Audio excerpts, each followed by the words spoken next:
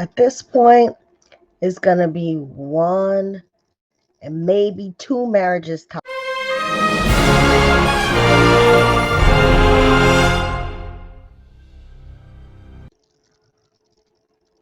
Hey y'all, it's y'all Captain for All Things Creative. Back at you with Love is Blind Season 5, Episode 5. If you are new, welcome. Please be sure to like and subscribe to the channel. And if you are returning, thanks so much for coming back and rocking with us. And let's get into this new episode. Now, where we left off, um, we basically have only three couples that are about to go into the honeymoon. Chris chose himself and did not fall for Johnny and her lawyering. Aaliyah has left the process, and we all know that JP already chose Taylor, who started to already show signs that she's not really feeling him because she said that she didn't like the gap in his teeth, so she would not have gone for him in real life just because of his smile so far. And Izzy and Stacy chose each other, and they seem to be into each other. And Milton chose Lydia and is gonna propose to her this episode, but Lydia kind of threw salt in Uche and Aaliyah's relationship by really oversharing with Aaliyah, basically informing her that Uche and her had slept together like 3 months ago. So Aaliyah really got in her head about that. And she told her a whole bunch of other things.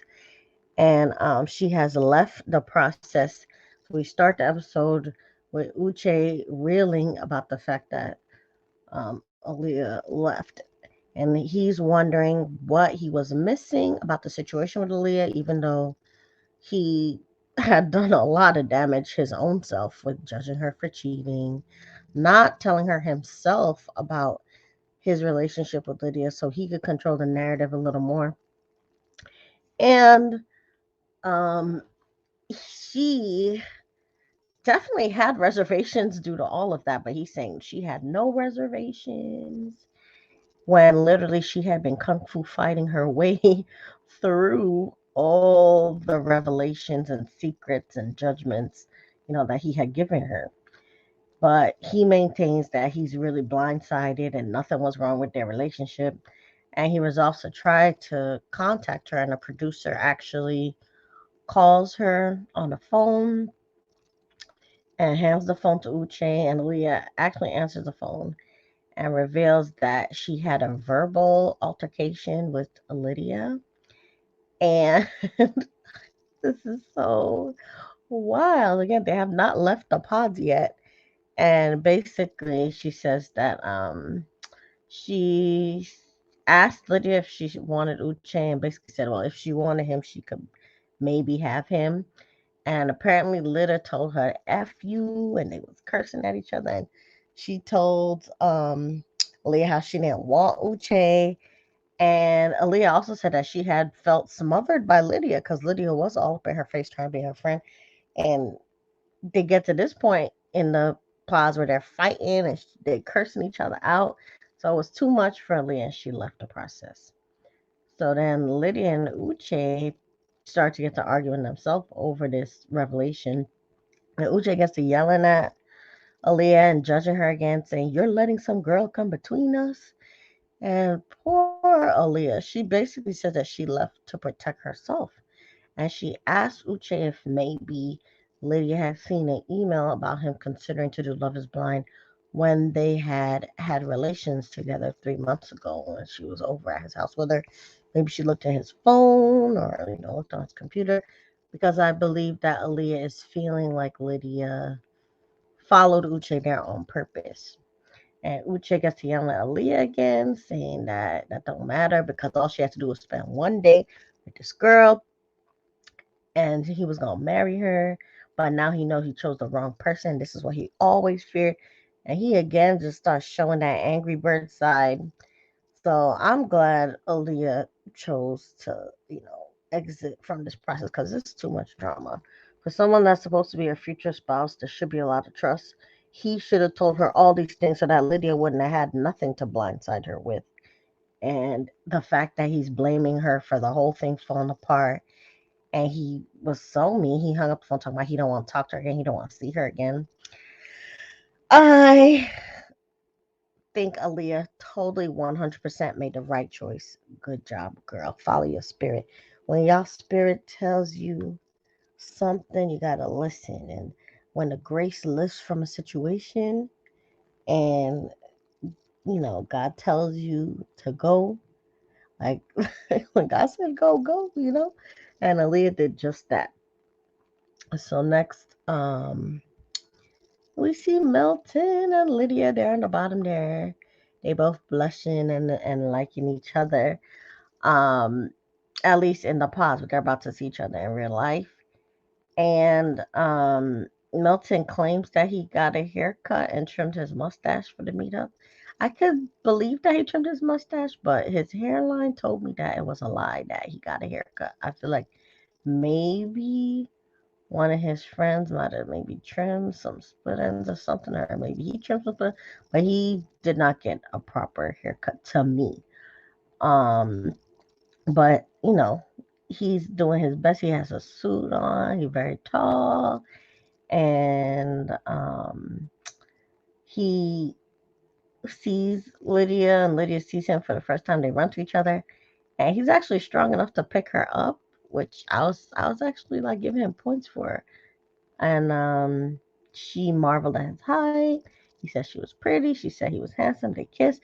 Then he got down on one knee and gave her the ring. And then you see that Melts is actually sweating and very nervous. And it's very cute because you could tell he does like her. He's very serious about the process when he's wiping all that sweat off his forehead. Or um, this is no shade, but I wonder if some of it might have been like activator. Cause something about his hair is either giving me Jerry curl or that maybe he has multiracial origins. I'm not quite sure. So it was either all sweat or sweat and activator, but he's definitely in his feels. And Lydia gets her confessional saying that she thinks he's a giant, and then in his face she says that he's humongous to her, and then he says, "Well, she's so small to him." They're like, touching each other, comparing hands, talking. She calling herself spicy and fiery, and it's cute in a lot of ways, but at the same time, all that spice and fire that she's talking about made me think of what Leah was saying about how she cursed her out, smothered her, and I was just like, I'm not sure what Lydia's uh, motive is in joining the experiment because I think Leah's suspicion that she might have joined to follow Uche may be valid, but then again, Lydia does desperately seem to want a husband and to find love because she was crying on the pod. She had thrown all her efforts into first trying to get Izzy, and she cried when that did not work out. And then, she shifted and opened her heart to Milton. So at this point, she has tried with Uche, Izzy, and Milton, but she might be serious about Milton, but I just need to see a little bit more. And again, we don't know any of these people, but um, they were making each other laugh because actually Milton has a little swag. He was making a whole bunch of jokes in front of Lydia that were low key. They weren't trying too hard. You could tell that he's smart and confident, and it's working for now. And I'm glad that Uche is not going to be at the honeymoon because now we know for a fact that they'll be focusing all on one another. And then um, we start seeing the couples arrive at the honeymoon after Milton and Lydia's proposal. And JP and Taylor are the first to get a scene. They're the two on top.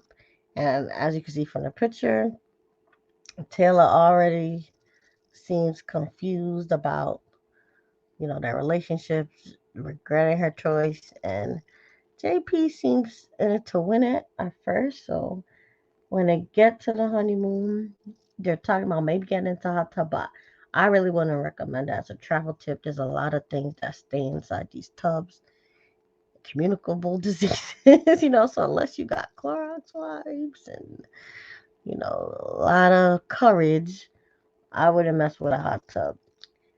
Just saying. But they're not scared. They're talking about maybe jumping in. They kiss. But then again, Stacy starts showing that she's not really into JP. She says that his breath was kicking to her and that he apologized about it. But then she tried to be a little nice about saying, "Oh, my breath would probably kick in too." But she could have, snuck him some gum on the side or maybe gave some Listerine off camera. The fact that she said it on camera, again, that's making her point known that she's not feeling all of him. She already made the comment about his gap in his teeth. So it's clear that, Stacy's not really feeling JP and she's making her reservations known on camera. And it might have been embarrassing to JP, which is why he may be even more reluctant to be vulnerable. But it don't seem to be working out that much for them. Izzy and Stacy, oh my gosh, they're making out. They're glued to each other. Their whole scene. They spent most of the episode not speaking. Like they did not come up for air. I don't even know if they had words for like half of the episode. Really, all you see them is kissing. Um, also, Milton and Lydia. Let me go back. We'll go back to Milton and Lydia. They also are kissing a lot, but they're actually speaking, and they're roasting each other a little bit at the same time, which is something that's cultural thing. People of color, I think, a lot of ways. Um, at least in my generation, I'm millennial. We used to play the dozens they call it, like like have jokes and jokes for fun. It's like the old thing we say, "Hey, big head," and it means like you like someone. They're doing the same thing. He's saying her ears are big. She's saying his nose and mouth are big, and they're basically like, again, like flirting, kissing, and roasting. They're going back and forth with these jokes, and it's kind of cute. But then Lydia also brought up the age again, but does say that she's fallen in love with him in her confessional. And again, I'm glad for Milton's sake that Uche's not on the honeymoon. Back to Stacy and JP, awkward scene. They do get in the hot tub, and then Stacy tells him to his face that she's unsure about forever, and already starts talking about divorce. She tells him that she don't want to get divorced, which translates to she probably doesn't want to get married. And she says that in her mind she's telling herself that they have 4 weeks together, so she's not making any decision today, and she wants him to be very aware that she's not committing to anything, and he agrees. So again, she's telling him to his face that she doesn't really want him, and I feel bad for him. But JP got his American flag trunks on. He has an American flag outfit for everything. And then he starts bragging about remembering to put the toilet seat down, which was a cute thing because being considerate, that's a love language for me. If somebody, is thoughtful enough to do that, because, like, again, women, we can fall into the toilet. Like, I have fallen into the toilet behind my brother before. And just the fact that he's trying to be considerate to her, and clearly he's proud of himself for at least remembering that and trying to show her that, hey, I'm thinking of you in those little ways, because it's the little things that add up.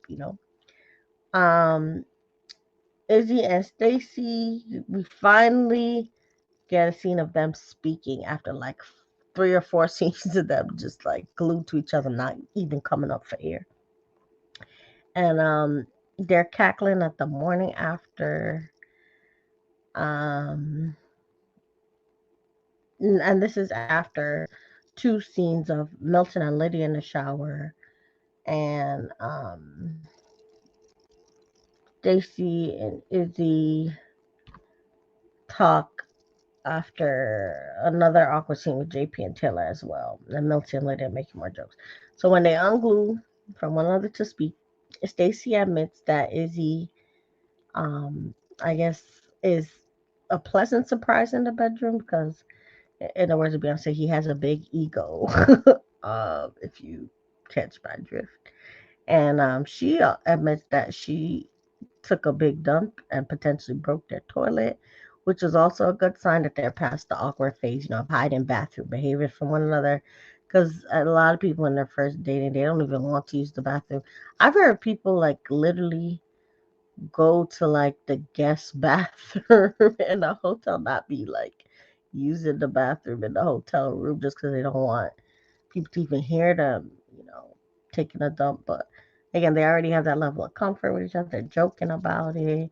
Izzy's proud of her for, handling her business. And she's like, yeah, we might need to call for help to unclog this toilet. So I think they seem solid and they clearly are into each other emotionally and physically.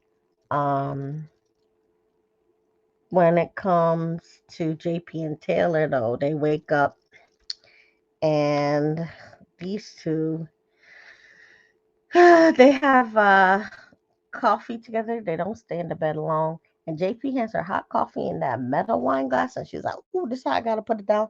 So it made me feel like maybe he took a step back from the consideration, or he doesn't know better because he could have found a mug, but he had her hot coffee in a hot metal, basically wine glass, and I was like, "Oh." But it could have been an honest mistake, or it could have been him just not caring anymore. I don't know. And then they Taylor, sorry, takes another dig and asks JP if he's going to shower. And he was like, yeah, I probably should. And I was like, oof, these hygiene digs. It's clear that she's not feeling him because, again, I feel like these kinds of things you could say off camera, but she kind of embarrassing him low key. Then she does a confessional, just outright complaining about how he's not making conversation enough for her. And she feels like she's doing all the work to connect. And then she starts crying, which again solidifies that she's frustrated. And either she's not into JP or she's sad that he might not be into her. I don't know. But she says out loud that she thinks she made the wrong decision, which is clear that, okay, she really don't like him. And then JP also has a little confessional, admits that, well, not in the confessional, in her face. He admits that she's struggling to making conversation. And looking at it, obviously we don't know them. I don't know them, but in the pods, he had revealed that he did have issues with his mother because growing up, his mother was a menace to his sister, and he did not like how his mom treated them, and he wished he could like comfort and protect his sisters a lot. So I think JP, like all of us, would benefit from therapy because he might not be able to connect to Taylor and women in general because of what happened with his mother. And a lot of his identity seems to be wrapped up in nationalism. Again, every outfit's a flag outfit. Like he had the flag bathing suit, then he got an American flag shirt on, to go see everybody else. So he is being like this stereotypical American pride, American hero kind of guy. But he might not know who he really is yet or be in a place to connect with women yet. So they're worrying me. Next, you see Lydia and Milton again. They're joking, being hilarious with each other. They're making out and playing. And then they also talk about having children, which is a good sign. Lydia wants to start earlier, maybe like 5 years. Milton talked about he want to wait 10. And he can't wait 10 years because he's 24. But remember, Lydia's 30. So she's like, nah, I can't wait 10 years. I'm going to be too old by then. He's like, I already know. So he's, being lighthearted about, the age reservation, but it's good again that they're having these planning conversations. Like you could tell they see a future with each other. And again, I'm glad Uche's not there because it really seems like Lydia's giving Milton a chance. And I'm getting warmed up to them. I think they're kind of cute. Next we see Stacy and Izzy planning on how they're going to act around the other couples. Izzy says she's nervous about seeing Lydia the most, and then Stacy begs him not to speak Spanish to Lydia in front of her or to be sly, which is negotiating her boundaries, which I think is also a healthy sign because a lot of times when they get to these couple scenes, the the couples act like they're going to be okay and they don't talk about what they're not okay with, and they end up getting offended and hurt when people start flirting with other people. So Izzy's acting like he's gonna avoid Stacy and makes a joke that if she starts speaking in Spanish, he's gonna be like, I don't understand. And basically, when they meet, the opposite happens because Lydia first says that she thinks Izzy is her body type, but she still loves Milton. Stacy says that JP is a good old boy since again he has another American flag based outfit with a shirt that's like red, white, and blue with the stars and stripes. And she also says that Milton looked like a baby to her, and like she, I think, made a joke about his nerdiness, talking about he looked like a surgeon that's ready just to get the gloves put on him. I don't, I don't know. She was trying to be funny there, but it did not land to me. But I think she did, you know, clock that the good old boy thing was true about JP for sure. And Izzy admits that he does think Lydia's attractive and likes her hair because I guess in his bio he said he has a thing for blondes. So he did obviously, connect with Stacy. I think he was glad that she was blonde. But I don't think he expected Lydia to be blonde too, but maybe Lydia is a bottle blonde. I don't know. But he was attracted to her and he makes a beeline to her, puts her aside for a conversation. I was like, I thought you wasn't going to talk to her. So Izzy seems sneaky to me here. And when he makes conversation with her, he tells her that even though he said he would avoid her to Stacy, mind you, he starts talking about how it's good for them to have closure, how he wants closure since he feels like he hurt her in the past. And he gets to explaining that he dumped Lydia actually because he had a connection with Johnny that he thought was deeper.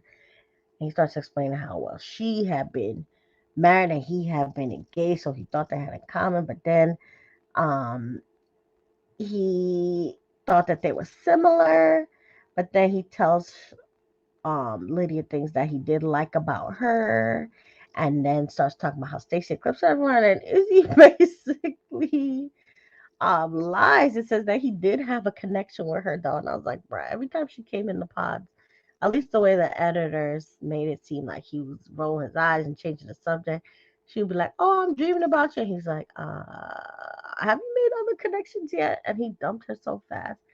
So again, I think Izzy likes what he saw, and now he's like rewriting history in his head and making an opening for himself in case things don't work out with Stacy. That's my opinion of what he's doing. And I think Lydia clocked it too because she made me proud by actually redirecting him and bringing up Milton in the conversation and saying, hey, well, I love Milton and I'm glad that, I connect with him. So nothing else matters. And she basically chases Izzy away. So good job, Lydia. And Izzy, I got my good eye on you because you were talking all that smack to Stacy about how you was gonna avoid Lydia, you scared to see her. But then you start get to like pouring out all this stuff about the positive, bringing up the past like that. Like, no, I'm not buying the closure thing because you weren't that into her, at least from the edit, and you dumped her so fast. And you was really going back and forth between Johnny and Stacy. Like Lydia was never, in conversation that heavy. But again, I think he liked what he saw. So we shall see. Next, JP and Milton have a little boy scene. And JP tells Milton that he's not getting anywhere physically because Milton's like, oh, you look like you might be having a lot of relations. And JP's like, no, actually, quite the opposite, which is sad because all the other couples, besides Taylor and JP, seem to be connecting. And it's obvious here. When they all meet up. So then Stacy and Taylor are having their girl time. And they have a little girl scene after JP and Milton's boy scene. And they start reminiscing about the pause, and Taylor admits that she doesn't feel as comfortable with JP out of the pods. And then Stacy clocks that JP seems to be feeling Taylor more.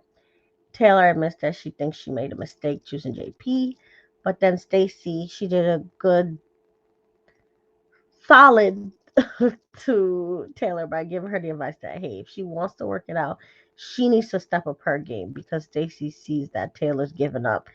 So again, I think Stacy, she's probably the wisest of the women here. She was not moving messy. She stayed the course with Izzy, and she's growing on me. I think she got a good head on her shoulders.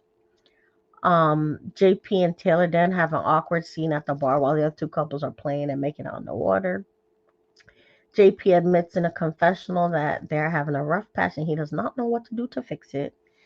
And then Taylor starts comparing her and JP to the other couples, which is a big mistake. You should not compare yourself to anybody. Don't compare your relationship to anybody because obviously y'all are going through your own thing. So that just puts more pressure on an already not so great situation.